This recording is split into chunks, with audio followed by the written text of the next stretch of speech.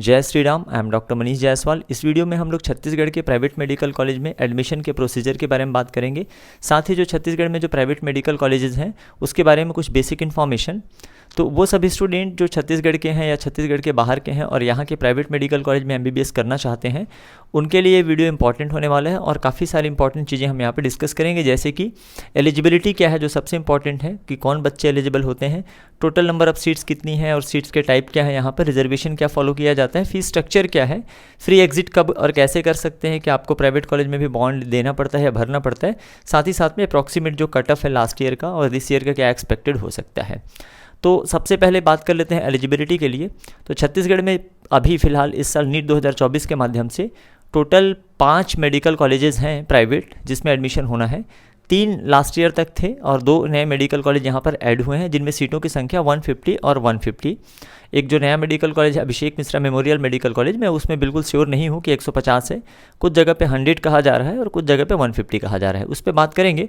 तो सबसे पहले जो मैं बात करता हूँ एलिजिबिलिटी की, तो यदि आप छत्तीसगढ़ के डोमिसाइल हैं तो आप डेफिनेटली यहाँ के प्राइवेट मेडिकल कॉलेज के लिए एलिजिबल हैं। इसके अलावा अदर स्टेट के स्टूडेंट भी यहाँ के मैनेजमेंट सीटों के लिए एलिजिबल होते हैं और वो यहाँ के कॉलेजेस के काउंसलिंग में पार्टिसिपेट कर सकते हैं। और ये जो काउंसलिंग होती है ऑल इंडिया के माध्यम से नहीं होती है, इसका आपको ध्यान में रखना है।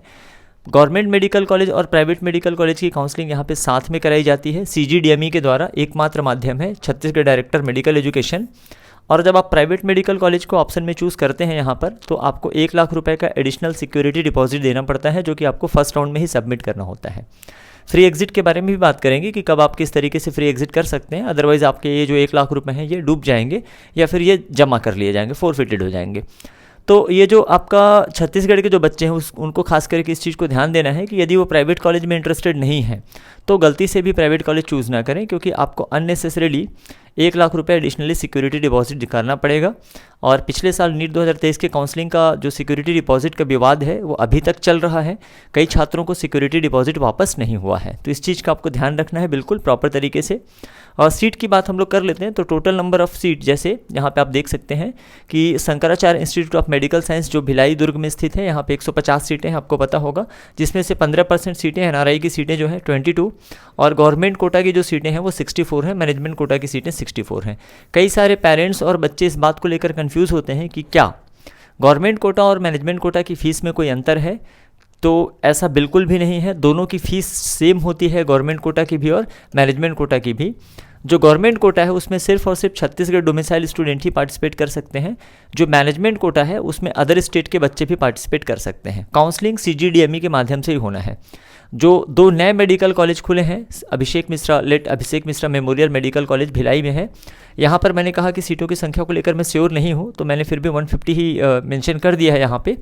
काउंसलिंग प्रारंभ होने से पहले सभी जो प्राइवेट मेडिकल कॉलेज हैं उनके वेबसाइट में डिटेल इन्फॉर्मेशन अपलोड कर दिया जाएगा, प्रॉस्पेक्टस अपलोड कर दिया जाएगा, जैसा कि गाइडलाइन के मुताबिक किया जाना चाहिए। तो वहाँ से भी हम कुछ इन्फॉर्मेशन आपके साथ शेयर करेंगे। अभी फ़िलहाल कोई लेटेस्ट इन्फॉर्मेशन किसी भी वेबसाइट पर दिस ईयर के लिए अवेलेबल नहीं है।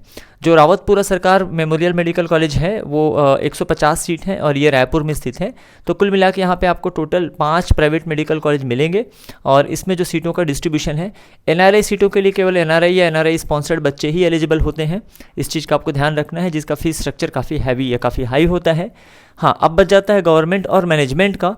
तो गवर्नमेंट के लिए तो मैंने कहा एक्सक्लूसिवली छत्तीसगढ़ डोमिसाइल स्टूडेंट्स ही एलिजिबल होंगे, और जो मैनेजमेंट कोटा है इस चीज़ का आपको ध्यान रखना है, अदर स्टेट के स्टूडेंट भी एलिजिबल होते हैं, लेकिन सिर्फ और सिर्फ एज अ अनरिजर्व। मान लीजिए कि आप उत्तर प्रदेश से बिलोंग करते हैं और आप वहाँ पे OBC हैं और आप छत्तीसगढ़ के प्राइवेट मेडिकल कॉलेज के लिए कम्पीट करना चाहते हैं, लाइक कि यहाँ पे एडमिशन लेने में इंटरेस्टेड हैं, तो यहाँ पे आपको अनरिजर्व ही कंसिडर किया जाएगा। या फिर आप किसी दूसरे स्टेट से बिलोंग करते हैं, ST SC से, वहाँ पे उस स्टेट में आपके पास सर्टिफिकेट भी है प्रॉपर, उसके बावजूद आप छत्तीसगढ़ के प्राइवेट मेडिकल कॉलेज में एज ए अनरिजर्व ही पार्टिसिपेट कर सकते हैं। भले ही इनमें जो रिजर्वेशन है, आरक्षण छत्तीसगढ़ गवर्नमेंट के रिजर्वेशन के अकॉर्डिंग ही यहाँ पर चलता है। जो 58% का जो रिजर्वेशन यहाँ पे अप्लाई है वही चलता है। 58 मैंने कहा, इसमें एक चीज़ को और ध्यान देना है आपको कि प्राइवेट मेडिकल कॉलेजेस में EWS के लिए अलग से कोई रिजर्वेशन नहीं होता है। जो EWS के बच्चे हैं डेफिनेटली वो भी एडमिशन ले सकते हैं मेरिट के बेसिस में, लेकिन एज अ अनरिजर्व ही वो ले सकते हैं। जैसे कि गवर्नमेंट मेडिकल कॉलेज में यहाँ पे EWS के लिए सेपरेट सीटें होती हैं, अलग से सीटें होती हैं, वैसा यहाँ पर नहीं होता है। बाकी रिजर्वेशन OBC के लिए, 14%, SC के लिए 12% और ST के लिए 32%। ये रिजर्वेशन यहाँ पे प्राइवेट मेडिकल कॉलेज के तीनों प्रकार की सीटों में अप्लाई होता है, NRI, गवर्नमेंट और मैनेजमेंट। मैं किसी एक कॉलेज का सीट मैट्रिक्स आपके सामने डिस्कस कर लूँगा, जिसे आप क्लियर कर लीजिएगा, मल्टीप्लाइड बाई 5 कर देंगे तो आपको समझ में आ जाएगा। इसका मतलब ये है कि अदर स्टेट के स्टूडेंट्स के लिए यहाँ पर 135 सीटें अवेलेबल हैं, 135 सीटें टोटल में अवेलेबल हैं। आप 27 को मल्टीप्लाई कर लीजिएगा तो आपको 135 सीटें मिल जाएंगी। फीस सेम रहता है चाहे आप छत्तीसगढ़ के स्टूडेंट हो या छत्तीसगढ़ के बाहर के स्टूडेंट हो। जो फीस इन्होंने डिक्लेयर किया है उसके अलावा आपको अलग से कोई भी डोनेशन देने का, कैपेसिटेशन फीस देने की ज़रूरत नहीं होती है। इस पर हम लोग डिस्कशन करने वाले हैं। कुछ चीज़ें मैं आपको यहाँ से बता देता हूँ, जैसे कि फ्री एग्जिट की जैसे हम लोग बात करते हैं, तो अगर आपको फर्स्ट राउंड में ही कोई प्राइवेट मेडिकल कॉलेज अलॉट हो जाता है और आप एडमिशन नहीं लेते हैं तो वो फ्री एग्जिट होता है, और इस अवस्था में आपका जो सिक्योरिटी डिपॉजिट है वो आपको जमा करने की ज़रूरत नहीं पड़ेगी। लेकिन अगर आपने सेकेंड राउंड में अलॉट होता है कोई प्राइवेट मेडिकल कॉलेज और आप अगर सीट नहीं लेते हैं तो उस केस में आपका सिक्योरिटी जो मनी है वो डिपॉजिट हो जाएगा, फोरफिट हो जाएगा, आपको वापस नहीं किया जाएगा। तो इस चीज़ को आपको ध्यान रखना है। फर्स्ट राउंड में ये फ्री एग्जिट होता है। बॉन्ड की हम लोग बात कर लेते हैं, तो यहाँ पे जैसे गवर्नमेंट जो मेडिकल कॉलेजेस हैं वहाँ पे आपको रूरल सर्विस बॉन्ड इत्यादि ये सब भरना पड़ता है, लेकिन यहाँ पे प्राइवेट मेडिकल कॉलेज में आपको रूरल सर्विस बॉन्ड करने की ज़रूरत नहीं है। वहाँ पे रूरल सर्विस पे आपको दिक्कत नहीं होगी, नहीं भरना पड़ेगा वो बॉन्ड। लेकिन ब्रेकेज बॉन्ड, डिसकंटिन्यूएशन बॉन्ड आपको सबमिट करना पड़ेगा कि किसी भी स्थिति में अगर आप कॉलेज छोड़ देते हैं तो ब्रेकेज बॉन्ड के तहत आपको बची हुई फीस डिपॉजिट वहाँ पे करनी पड़ेगी। तो एक ये चीज़ का आपको ध्यान में रखना है। कट ऑफ पे सबसे लास्ट में बात करेंगे, हम लोग थोड़ा सा फीस स्ट्रक्चर पे बात कर लेते हैं। तो लगभग सेम सीट मैट्रिक्स आपको यहाँ पे पांचों प्राइवेट मेडिकल कॉलेज में देखने को मिलेगा, और इसी रिजर्वेशन क्राइटेरिया को फॉलो करते हुए टोटल सीट यदि 150 है, जैसे यहाँ पे as a sample Shankaracharya institute of medical science का लिया गया है, तो NRI की 22 सीटें हो जाती है, मैनेजमेंट कोटा की 64 सीटें होती हैं और स्टेट कोटा की 64 सीटें होती हैं। अब इसमें अगर आप इंडिविजुअली देखेंगे तो EWS का मैंने बताया रिजर्वेशन यहाँ पे अलग से नहीं होता है। ST को 30% प्लस 2% स्पेशल ST को, SC को 12%, OBC को 14%। तो सीटों का डिस्ट्रीब्यूशन कुछ इस तरीके से हो जाता है, अनरिजर्व है ना, उसके बाद अनरिजर्व में भी नो क्लास और है ना फीमेल का 30% जो पैरेलल रिजर्वेशन होता है, समानांतर आरक्षण होता है। तो इस तरीके से आप देख सकते हैं, आप इसको टोटल एनालाइज कर लीजिए। ऐसे ही सेम बिल्कुल रिजर्वेशन पॉलिसी फॉलो की जाती है मैनेजमेंट कोटा में। तो ये स्टेट कोटा और मैनेजमेंट कोटा सिर्फ बोलने का है, डिफरेंस बस इतना है कि मैनेजमेंट कोटा के लिए जो अनरिजर्व की सीटें हैं अदर स्टेट के स्टूडेंट पार्टिसिपेट कर सकते हैं।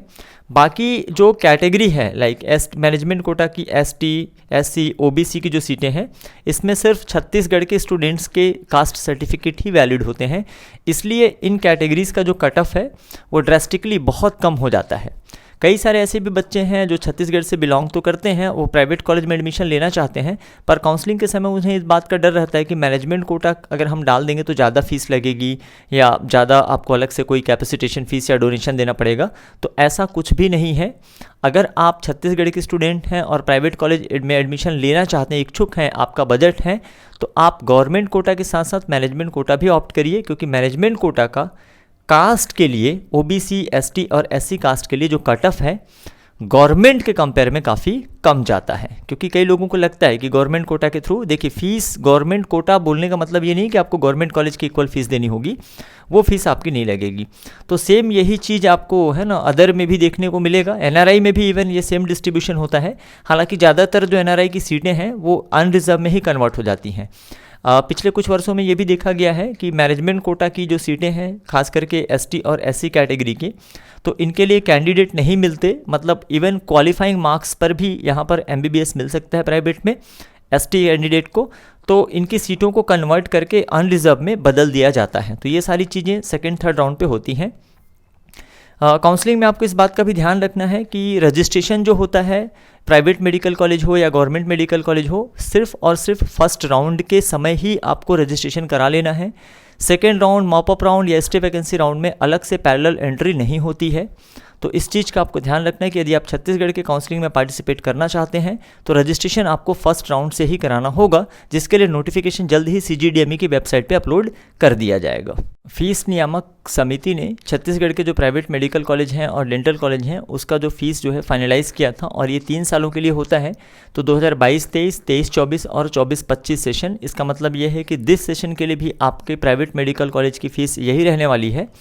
जो ट्यूशन फीस है यहाँ पर मेंशन है, मैं इंडिविजुअली आपको बालाजी का यहाँ पर मेंशन नहीं है, तो सेम वही फीस जो बालाजी की लास्ट ईयर थी वो फीस यहाँ पर अप्लाई होगा। जो 2 नए मेडिकल कॉलेजेस हैं उनके फीस स्ट्रक्चर के बारे में अभी डिटेल इन्फॉर्मेशन नहीं आया हुआ है, जैसे ही आता है आपको अपडेट कर दिया जाएगा। तो आप इसमें देख सकते हैं कि 2024-25 मतलब ये जो सेशन है इस साल का जिसमें आप एडमिशन लेने वाले हैं, इसके लिए जो फीस है Shankaracharya institute of medical science का जो ट्यूशन फीस है 7,99,187 रुपये 4 साल के लिए। MBBS का कोर्स जो होता है 4.5 साल का होता है, और बाकी के जो हाफ ईयर के लिए 3,99,593 रुपये।